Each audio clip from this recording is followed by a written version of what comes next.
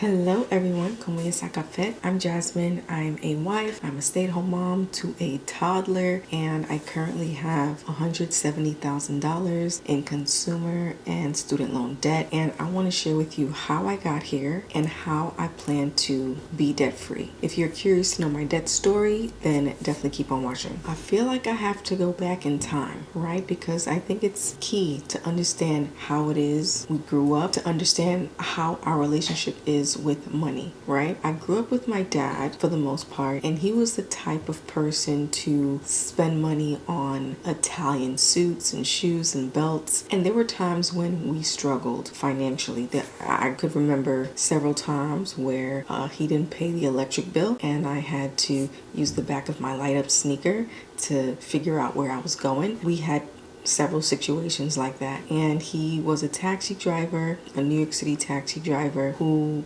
had a medallion, and a medallion is almost like the equivalent of a mortgage, and it was a very expensive medallion. And so he struggled, and therefore we all struggled, right, to make it in New York City. In terms of my mom didn't really struggle in terms of paying bills per se. She always paid her bills, I can definitely tell you that. However, she would buy lots of things. She likes stuff. It's almost like once she's done paying her bills, she would pay just as much on stuff for herself, which, listen, I can't knock it, but to me personally, a lot of the stuff she bought was kind of unnecessary, but that's neither here nor there. That's how I grew up. I grew up in a situation of having less money at the end of your month. I grew up on prioritizing things and not prioritizing savings as much. My relationship with money was pretty much me spending it and then me thinking about what I actually spent my money on later. It was all kind of like a blur, It was kind of like, and I hate to compare it to being drunk or whatever, but like you don't really know what you're doing when you're drunk. And that was me with money. I would spend it, and then when I had no more money left, I was wondering, what did I spend it on exactly? It was like a habitual thing, if you will. So then fast forward to when I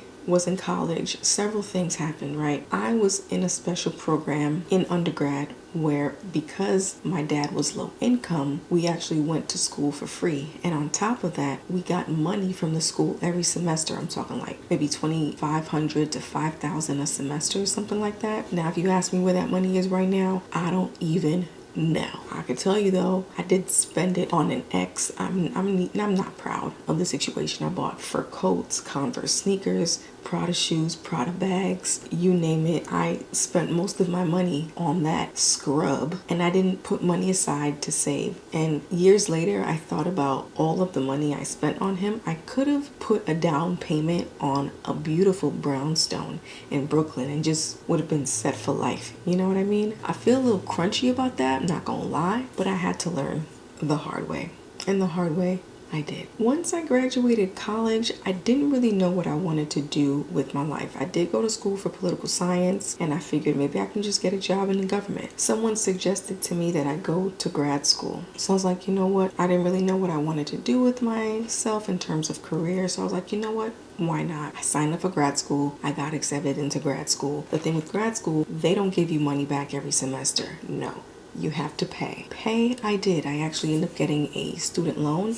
It was $20,000 a year for a total of $60,000. I got my master's in 2013 in urban policy and public administration. And then I actually ended up getting a really good government job. I worked at a New York State Assembly person's office. I got a great salary, 401k match. I got my holidays off. It was a good time, and I even was able to put money in savings. I was even able to save up money for traveling. I was able to afford my apartment comfortably without any issues, without any financial struggles or anything like that. I'm gonna tell you exactly what happened, right? When my dad passed in 2016, I wanted to make sure that I lived a life where I was pursuing my passions, right? He was a taxi driver, but he always wanted to do photography. That was his thing. I wanted to make sure that my life was spent doing something that I loved, which was video editing. So I decided to apply for a post-production program. You know what's so funny? My acceptance letter was in my spam, okay? I was just gonna not think anything of it. I thought, oh, maybe they didn't accept me or whatever. And then I checked my spam, and then they did. And that pretty much changed the course of my life, because I wasn't able to juggle both the film program and my government job. So I had to make a decision. I decided to find a part-time job that had no benefits, that paid less, where I was able to be flexible with my film program. I got fired less than a year later from that job. I was out of a position for a while. Thankfully, I still had savings, and I was pretty much good living off of savings, as well as like money from sponsorships, doing content creation and that sort of thing. So that wasn't a big deal. But looking back, I shouldn't have quit my government job. Yes, I was unhappy, and yes, I was feeling unfulfilled, but it was stable, it was comfortable, and it was consistent monies. And if I stayed there for 5 more years, my first master's program would have been forgiven due to the public service loan forgiveness program, because working for government and nonprofit qualifies for student loan forgiveness. Yes, I'm still kicking myself about that. Okay. After I graduated from my film program in 2020, I did end up getting a job as an assistant video editor, and that paid decent money, which I was very happy with. After meeting Mr. Man and after deciding that I wanted to move to Connecticut, I had to let go of that job because they wanted me to be there in person, and I'm not commuting 2.5 hours one way to Brooklyn and then back to Connecticut. Like, it just wasn't gonna work. I had to let go of that, and also I did rent out a studio space for like filming and editing, because I had a really loud upstairs neighbor to where I couldn't really focus on creating content. So I ended up getting a studio space that was like maybe $1,100 to $1,200 a month, and that really dug into my savings. I'm not even gonna lie, like I spent damn near $10,000 plus on that studio for me to just have 2 clients and for me to hardly even be there, because it was a long story, y'all. I made some pretty not so wise decisions, to say the least. After moving to Connecticut, I applied for the PPA grant they were giving to self-employed people, and I was actually approved for a $15,000 grant, a grant that I didn't have to pay back. Incredible, amazing. What did I do with that money? I spent it on a 5-day trip to San Francisco, and I could have done without San Francisco. I would have probably been better off going to like Portugal or Barcelona or something like that. San Fran was nothing to write home about. I'm gonna just keep it a buck with you. I just felt like it was a waste of money. The hotel was nice though, but San Fran itself, it was mid. And I'm sorry to whoever lives in San Fran. $15,000. I didn't spend $15,000 on the trip. I don't know what I spent the rest of the money on. Again, this is what I mentioned earlier about being drunk and then not remembering what you did. That was me with the money. I kind of spent it, and I don't even remember what I spent it on or why I spent it on those certain things. So it was $15,000 down the drain. I tried to get a job in Connecticut. It was very, very hard. So I ended up having to dip into my credit cards. It got to the point where I maxed out most of my credit cards because that's all I had to survive on. It was becoming really difficult for me to pay, so I decided to reach out to each of my credit card companies so that they can put me on a special program. Those programs were temporary. They probably lasted like 6 months, and then after the 6 months the interest rate rose up again. It got harder for me to pay, so I ended up having to join a debt management program to where I get no interest rates on the payments that I have to make. However, once I pay it off, which will be in 5 years, my credit cards will close down, which means my credit score will be kaput. So that's my situation. I currently owe $16,000 in credit card debts, and I owe around $140,000 in student loans. Now, my student loans are in deferment, so I don't have to pay anything yet, but the interest is still accruing. When I first left grad school, it was at 120K. Now it's like 140K or something like that. The interest is just crazy. Don't be like me. Don't use money that you don't have. So while this is a season of challenges for me financially, I feel like this was what I needed to be more aware of what my relationship with money is. And let me tell you this. Number one, I feel more comfortable with cash. When I have a debit card in my hand, it's like the money is infinite, and I'm not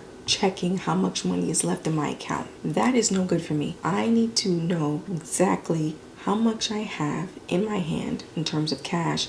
It forces me to make better decisions and to narrow down on things that I really, really need and then want. So that's why cash stuffing has been such a game changer for me, and I started binge watching tons of videos on it, and it's helped me out so much, and I'm so grateful.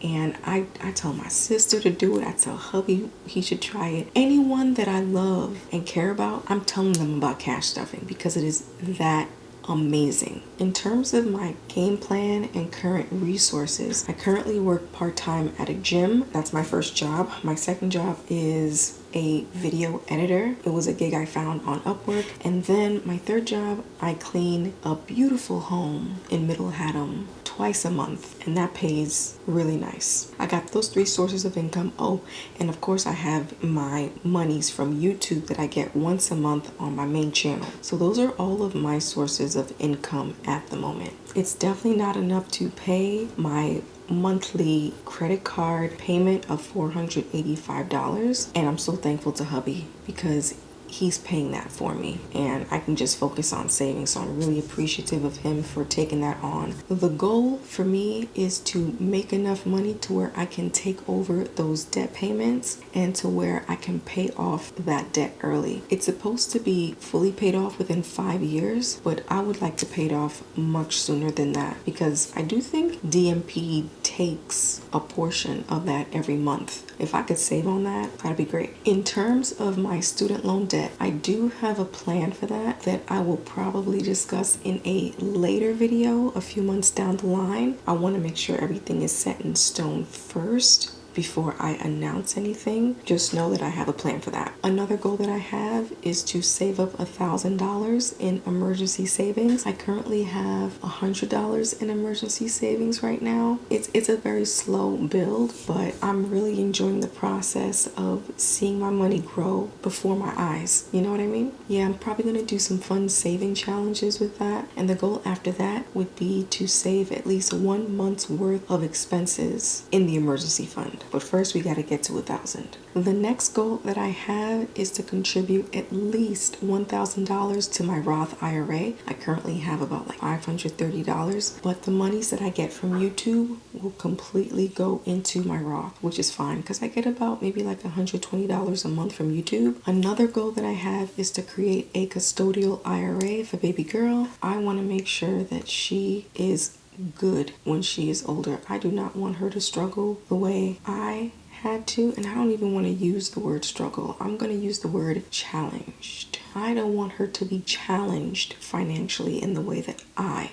was challenged, and I want to make sure that she has a great, amazing relationship with money and that she is saving and she is learning the importance of investing and all that good jazz. It is important to start them young. My last-ish goal is to save at least $600 before May. We do have a vacation that month, which the vacation is paid off. The $600 is just spending money. On top of that, I am working on a sinking fund for our passports. Before I leave you here today, I do have some advice. 4 things that I should have told myself back then. Number 1, do not spend what you do not have. Charging my credit cards left and right left me in a really crazy situation that feels challenging to get out of. It's gonna happen with time, with patience, with perseverance, with persistence. Find a way to make money. Do DoorDash, do odd jobs, do whatever you can to make sure you have the money outside of the credit card. It'll be so helpful. Number 2,